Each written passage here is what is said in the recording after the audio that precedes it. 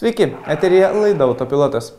Ypatingo dėmesio kiekvienais metais sulaukiantis legendinis Dakaro ralio maratonas šiemet, anot jo dalyvių, buvo vienas sunkiausių. Deja, šiais metais dalyvavo tik vienas lietuvis. Gintautas Igaris pasirodė puikiai. Jis užėmė 81 vietą tarp visų finišavusių motociklininkų. Gintautui Igariui šių metų Dakaras buvo pirmasis jo karjeroje. Anksčiau jis yra dalyvavęs keliuose mėgėjų ralio maratonuose Afrikoje, tačiau tai su Dakaru negali būti lyginama. Taurego ralis man buvo šiaip labai nesėkmingas, aš iš tikrųjų turėjau rimtą traumą, kopose susižydžiau, sulaužiau raktikaulį ir tie sunkumai, kurie buvo po to, galiu pasakyti, tas pirmas ralis buvo sunkus kitaip, nes man paprasčiausiai nepasisekė, bet jau antram Taurege aš dalyvavau mėgėjų klasėje ir sulaimėjęs netgi 5 greičio ruožus, užėmiau bendroje įskaitoje 5 vietą, dėl techninių gėmynų nepavyko užlipti ant podiumo, bet galiu pasakyti, kad tai yra nepalyginama su Dakaru. Ta, ką aš patyriau ten, buvo sudėtinga, bet Dakaras nustebino savo sudėtingumu ir ilgom trasom iš tikrųjų. Įdomu, kad Gintautui šis ralis galėjo pasibaigti net neprasidėjęs. Nelemta trauma rudenį patirta Latvijoje galėjo nubraukti visą pasiruošimą. Tačiau lietuvis nutarė net su traumuota koja startuoti Dakare. Pernelyg daug buvo pastatyta ant kortos. Enduro varžybos Latvijai, kažkoks slidus kelias šalia griovio, sumėtė motociklą ir stiprus smūgis į kelmą ar į akmenį, net negriuvus. Ir nutrūko kairės kojos kryžminis raištis. Rugsėjo mėnesį aš sunkiai lipau laiptais, o reikia važiuoti Dakarą, bet viską pavyko kompensuoti raumenų pagalba ir jie atliko raiščių funkciją, bet šiandien reikia tvarkyti tą bėdą. Pirmos dienos buvo sunkios. Gintautas stengėsi važiuoti atsargiai ir nuo pirmojo greičio ruožo tik pratinosi prie motociklo. Jam padėjo vienas labiausiai patyrusių Dakaro motociklininkų Frankas Pikas, lenktyniavęs Igario komandoje. Pikas, kuriam tai berods buvo jau 19 Dakaras, sakė neskubėti ir iš pradžių važiuoti itin atsargiai, pratintis prie technikos, prie besikeičiančio ir lietuviai visai nepažįstamo grunto ir tik tada greitėti. Taip ir buvo, Gintautas pirmą savaitę važiavo palyginus lėtai, kaip jis sako, išnaudodamas vos kiek daugiau nei pusę savo galimybių. Ir labai atsargiai po truputėlį aš didinau tempą, neviršdamas savo galimybių ir pasilikdamas nemažą rezervą, ir kad ta kreivė ėjo visą laiką šiek tiek aukštyn. Gintautas lenktyniavo italų komandoje, kur startavo 6 motociklininkai, o juos prižiūrėjo 3 mechanikai. Tai nebuvo ideali komanda ir Gintautas neslėpė savo nusivylimo mechanikų darbu, tačiau aplinkybė susiklostė mūsų šalies sportininko naudai. Įpusėjus Dakarui komandoje beliko 3 motociklai, tad ir priežiūra tapo kiek lengvesnė. Mano nuostata yra tokia, mechanikas turi būti tavo partneris ir motociklą jis turi mylėti taip kaip save ir sirgti už tave ir ruošti tą tavo žirgą, tai kovą iš tikrųjų taip, kaip tu pats tai darytum. Man tos meilės šiek tiek pritrūko. Tikras specialistas, tikras mechanikas turi mylėti ir savo įrankius, juos sudėti, sakysim, teisingai, tvarkingai ir visą laiką juos rasti. Tai šitų dalykų trūko, neslėpsiu, nes šiaip, pavyzdžiui, sunkvežimių vairuotojų kiekvieną vakarą iš nosies tekėdavo kraujas nuo karščio, nuo įtampos. Jis visą dieną dar pravažiuodavo 700-800 km ir vakare dar, reiškia, darydavo kai kurios darbus. Žmogus tiesiog fiziškai labai sunkiai buvo. Vieną naktį net ir neidealios komandos paslaugomis nebuvo galima naudotis. Visi motociklininkai nakvojo viename bivuake, kuriame nebuvo galima jokia pašalinė pagalba. Teko remtis tik savo ir savo kolegų patirtimi ir naudotis tik tomis dalimis, kurios buvo kuprinėje. Mechanikai miegojo atskirai. Žinau motociklus, sakykime, bei jau stengiausi sužinoti jo trūkumus. Sakysim, vandens pompą, aš vežuosi porą ribokšlių, kurie iš vis nieko nesveria, sakykime, aš vežuosi mažosios žvaigždės ribokšlių, kuris irgi yra labai lengva detalė, bet gali labai tau, sakysim, pagelbėti. Čia jau patirtis iš ankstesnių ralių. Aš vežuosi 2 arba 3 sankabus diskus, sudegus sankabai galima būtų pakeisti. Mačkai yra atsarginė žvakė, visi raktai reikalingi. Turėjau bėdų su krovimo generatorius, aš vežiausi netgi 2 baterijas kuprinėje, reiškia, kurios svėrė kuprinė gal 8 kg, gal važiavau 4 dienas, tai su tokiu svoriu irgi yra nelengva balansuoti ant nugaros. Kitam kartu aš turiu planų, kaip tai visą išdėlioti ir geriau ir pačiame motociklė, kad nereikėtų vežtis ant savo kūną. Tokie elementarūs einamiausi dalykai, vežėsi kažkokių skysčių, kažkokių tai klijų, lipnios juostos, plasmasinių užtraukėjų, kaip jie vadinasi teisingai, nežinau, kurie yra tikrai verti Nobelio premijos, nes gelbėja. Gali daug kur pagelbėti. Eilėje situacijos, iš ko jų pagalba daug galima kur užsivinioti. Igoris per 2 savaitės tik viename greičio ruože finišavo sutemus. Tuo tarpu, kai daugeliui teko net nakvoti kopose, lietuvis tokių sunkumų išvengė. Viskas būtų sekėsi ir dar geriau. Tačiau teko suteikti pagalbą vienam nukentėjusiam sportininkui. Nors dėl to nukentėjo rezultatas, tačiau tokio lygio varžybose tiesiog privaloma padėti vienas kitam. Tenais praradau gal 40 valandą laiko, kurio taip ir neišmetė. Ne, kadangi aš padariau procesinę klaidą, aš nepaspaudžiau vienos knopkės ant savo motociklo. Važiavau, pamačiau žmogų iškeltą ranką, pastačiau motociklą ir nuėjau jam padėti. Jis įrodė man, kad paskambink, bet priėjus supratau, kad jisai jau susigaudė situaciją, bet skambinti niekur nereikia. Motociklė yra įranga, kurią reikia susisiekti ir susisiekus su organizatoriais, jie paprašė nepalikti šito žmogaus ir palaukti, kol atskris pagalba su malūnsparniu. Malūnsparnis, kai skrido, ilgai nenusileido, nes buvo labai nelygiai vietovė, tokios smulkių kalniukų, tai reikėjo ilgai laukti, kol jis nutūps iš tikrųjų. Ir po to jis sėkmingai išgabeno tą žmogų, o man reikėjo judėti. Judėti nebepavyko, nes išsikrojo ir mano akumuliatorius. Per tą stresą aš neišjungiau motociklo masės.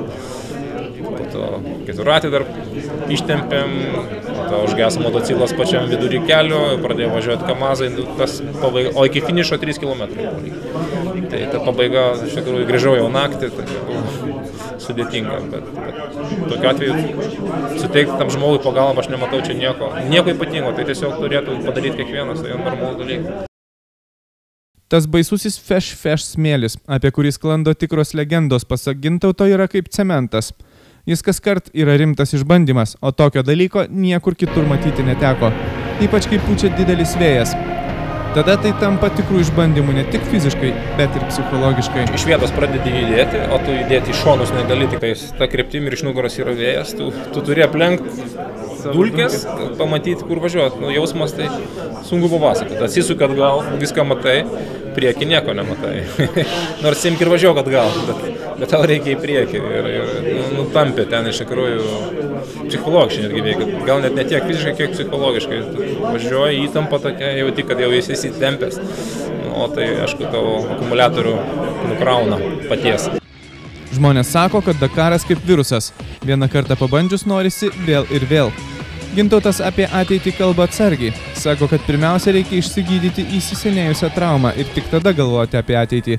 Tačiau neslėpia, kad ne kitais metais, tačiau tolimesnėje ateityje jo planuose ir vėl gali atsirasti legendinis Dakaras.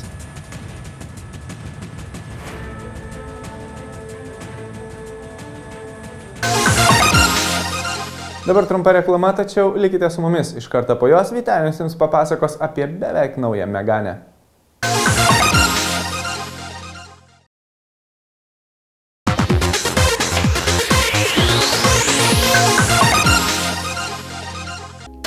Je ne veux pas travailler, je ne veux pas déjeuner, je veux seulement oublier et puis je fuis. Vyrauja nuomonė, kad dauguma Renault vos tik išvažiavę pro gamyklos vartus subyra į šipulius.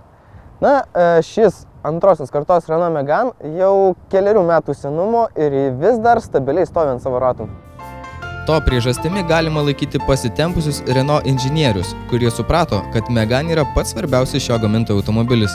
Iki šių dienų, žvelgiant į naudotų automobilių patikimumo statistikas, Megane galima laikyti vienu patikimiausių prancūziškų automobilių, kuris kartais lenkia net pagrindinius konkurentus Opel Astra ar Toyota Auris ir visiškai triuškina Peugeot 307. Tačiau tai dar nereiškia, kad jis patikimiausias savo klasėje. Patikimumu ši Renault Megane išsiskiria iš savo žemiečių, bet su vokiečiais ir japonais varžytis dar per sunku.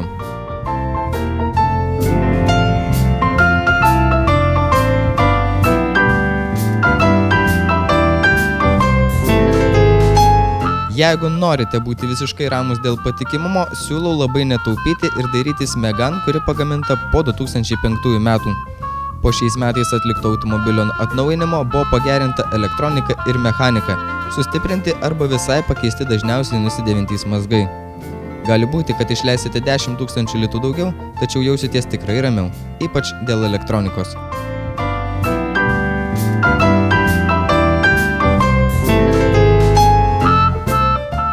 Modelis prieš atnaujinimą galėjo skųstis ilgiausiais gedimų sąrašais.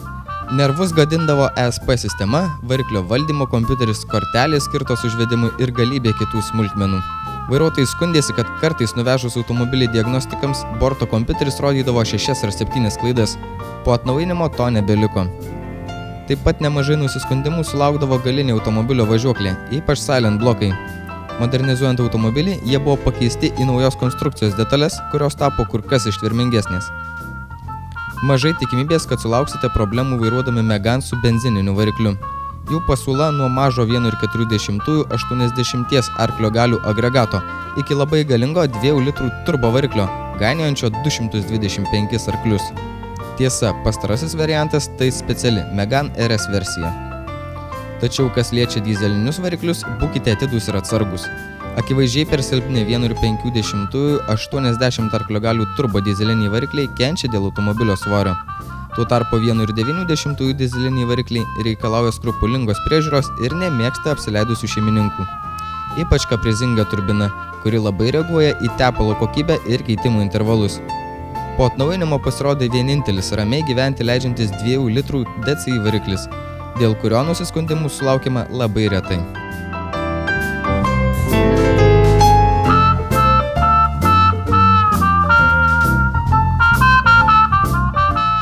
Vos tik pasirodžiusi, ši Renault Megane visus pribloškė savo išorės dizainu.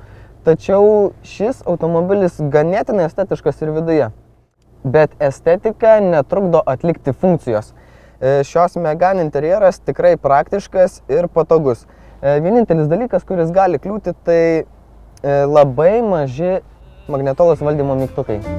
Je ne suis pas fier de sa vie qui veut me tuer. C'est magnifique être sympathique. Tiesa, dauguma Megane modelių buvo parduodami su magnetolos valdymo mygtukais prie vairo, o radiją reguliuoti keleivį visai nėra būtina. Galbūt Megane yra labai gražus automobilis, tačiau akį jis traukia. Kampuotos ir griežtos linijos suteikia ne sportiškumo ir agresyvumo, bet solidumo.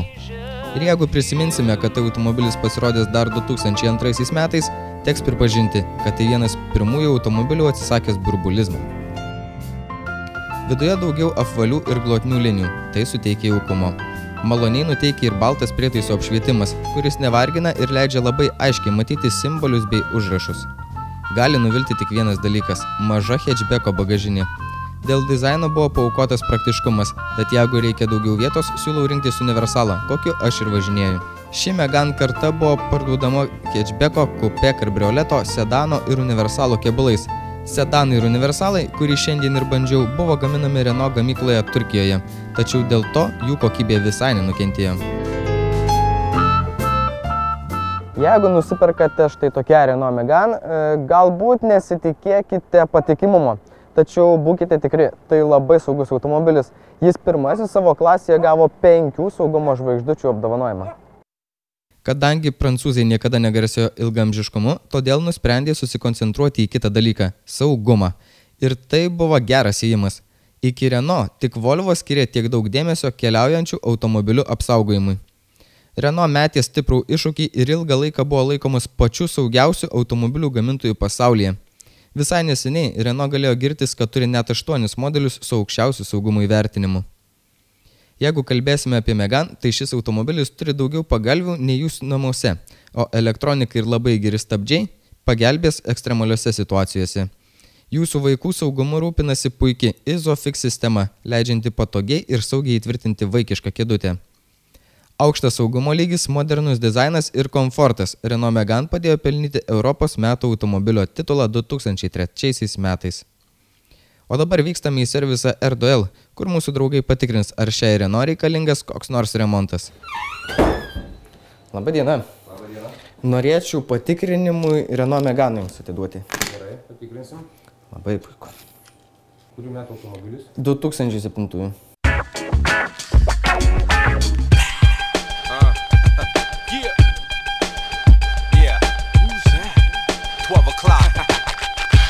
Šio Renault Megane teko aptikti neypatingų gedimų, tai sudylęs priekinis šarnyras, turi didesnį laisvumą, korozijos pažeisti galiniai stabdžių diskai, bet tai visai tai lemia mūsų gamtinės sąlygos ir nuo to nieko negali pabėgti. Su kokiais gedimais dažniausiai lankosi šie automobiliai servisai?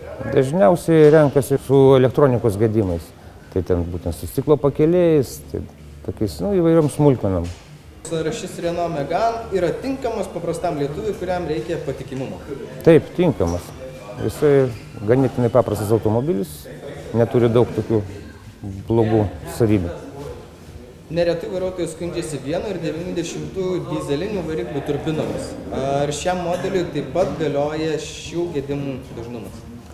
Galioja, jeigu tai žmonės nekeičia laikų tepalų, pila ne tai, kas priklauso tepalus. Ir laikų svarbiausia, daryti aptarnavimus, neužleisti automobilį. C'est magnifique, être sympathique, mais je ne le connais jamais. Antrosios kartos Renault Megane neprastas automobilis. Jis saugus, išvaizdus ir komfortiškas, tik kartais sunegaluoja elektronika.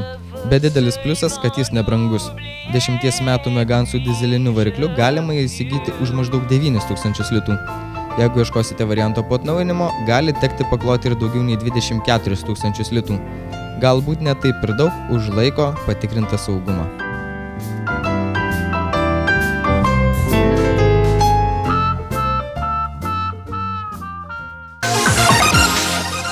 Bahreine šią savaitę vyko aviacijos paroda. Pirmą kartą ji buvo surengta prieš 2 metus. Paskatinti pirmosios parodos sėkmės organizatoriai sugalvojo surengti ją antrą kartą. Ši paroda pasižymi tuo, kad joje dalyviai renkasi siekdami ne tiek pademonstruoti, ką naujo pasiekė aviacijos konstruktoriai, kiek pasirašyti sutartis. Tai verslo paroda, kurios metu pasirašomi daugiamilijoniniai susitarimai dėl lėktuvų pirkimo. Ir ne tik civilinės aviacijos, didelę dalį kontraktų užima karinė technika. Pernai šioje parodoje buvo pirmą kartą viešai demonstruojamas naujausias naikintuvas F-22 Raptor. Tada šis įvykis sukėlė didelį žiniasklaidos ažiotažą. Parodoje apsilanko ne tiek jau daug lankytojų, tačiau čia galima sutikti daug rytų šalių lyderių, didelių kompanijų prezidentų, todėl ji traukia ir daugelio didžiausių leidinių žurnalistų dėmesį. Šių metų paroda taip pat pritraukė visų stambiausių aviacijos gamintojų dėmesį. Atidarymo dieną joje lankėsi Bahreino karalius. Buvo surengtos parodomosios programos. Po neramumų, kurie vyko ir vis dar vyksta šioje šalyje, Bahreino valdžia itin stengėsi parodyti, kad čia gali vykti ir vyksta normalus gyvenimas, sudaromi verslo sandoriai, o saugumas čia pakankamas. Parodos rengėjai paskaičiavo, kad pirmosios parodos ekonominė nauda šiai nedideliai šaliai siekia $87 milijonus. Tikimasi, kad šiemet ekonominė nauda bus dar didesnė.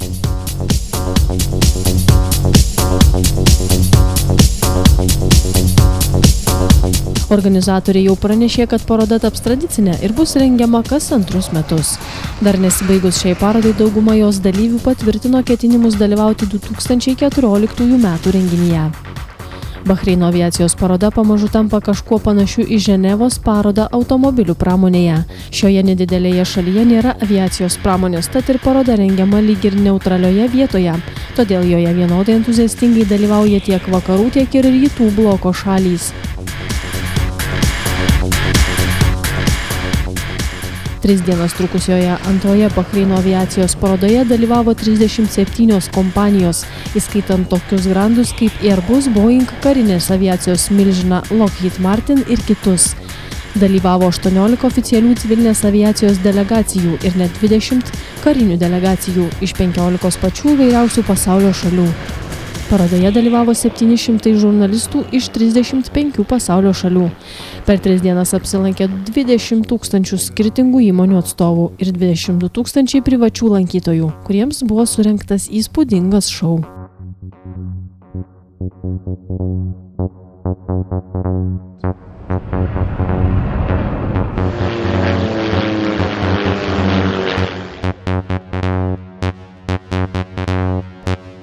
Palyginus su pirmąja paroda, šiemet joje dalyvavo 2 kartus daugiau dalyvių ir lankytojų. Parodoje buvo eksponuojami 84 lėktuvai, tarp kurių ir didžiausias pasaulyje Airbus A380, priklausantis Emirates aviacijos kompanijai. Bahreine pasirodė itin retai kapitalistinėse šalise dalyvaujanti Rusijos parodomoji naikintuvų Su-27 eskadrilė, parodžiusi publikai savo sugebėjimus. Be to, parodomoje programą atliko ir Jungtinių Arabų Emiratų naikintuvų eskadrilė Al-Fursan. Tai pirmas šios eskadrilės pasirodymas ne savo šalyje. Be to, žiūrovai galėjo stebėti didžiulio orlaivio A330 skrydį, apsuptą Bahreino aviacijos eskadrilės naikintuvų F-16 ir F-5. Savo karinę aviacijos techniką demonstravo ne tik Bahreino ir Jungtinių Arabų Emiratų, bet ir JAV kariuomenė. Ši paroda buvo sėkminga ir komercinė prasme. Vien tik Bombardier kompanija oficialiai pranešė, kad sudarė sutartį su privačia oro bendrove už $650 milijonų pirkti 10 lėktuvų.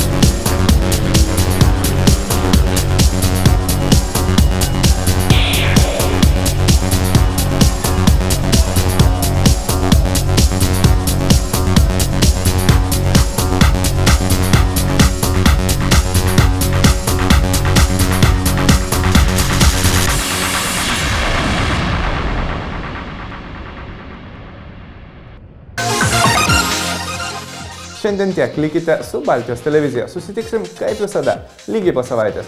Tuo pačiu metu ir papasakosim jums apie pirmąjį Lietuvos ralio čempionato etapą. Iki. Laidos draugai. R2L, jūsų patikimas partneris. Uždaroji akcinė bendrovė Autochemija, kur bevyktum. Laidos partneris Bridgestone.